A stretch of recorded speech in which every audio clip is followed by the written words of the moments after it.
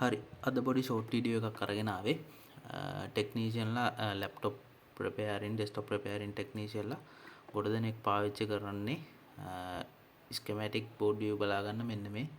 board viewer software එක board view බලන්න පාවිච්චි කරන්න මෙන්න මේ normal board viewer කියන software එක ඒක වෙනුවට පාවිච්චි කරන්න පුළුවන් සම්පූර්ණයෙන්ම ෆ්‍රී පාවිච්චි කරන්න පුළුවන් හොඳ software එකක් තමයි මෙන්න මේ Nexus BV කියන මෙන්න මේ බෝඩ් වීව එක මේකේ විශේෂත්වය තියෙන්නේ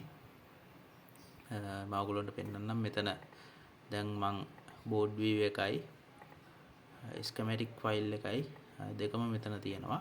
දැන් මම ඉස්සෙල්ලා මුලටම බෝඩ් වීව එක දාගන්නවා මෙන්න මේ Nexus BV කියන එකට ඊට පස්සේ ඔයගොල්ලන්ට බලා ගන්න පුළුවන්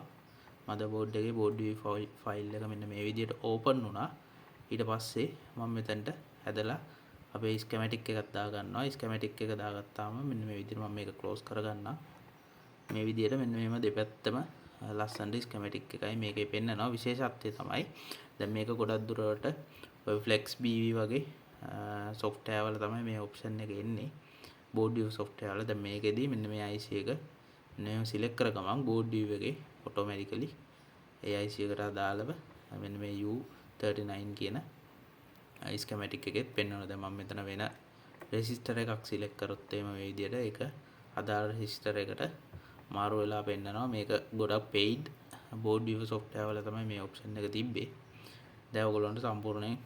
free පාවිච්චි කරන්න පුළුවන් board viewer software එකේ මෙන්න මේව අදාළ ස්කෙමැටික් එකයි board view එකයි දෙකම board Nexus BV එකට දාගත්තාන් පස්සේ මෙන්න මේ විදිහට අදාළව හැමතැනම ඒ අදාළ තැනට ස්විච් එක ඔයගොල්ලන්ට පෙන්නනවා ස්කෙමැටික් එක වෙනමයි බෝඩ් එක වෙනමයි බල බල ඉන්න ඕනේ මේක සෑහෙන ලේසි software එකේ link එක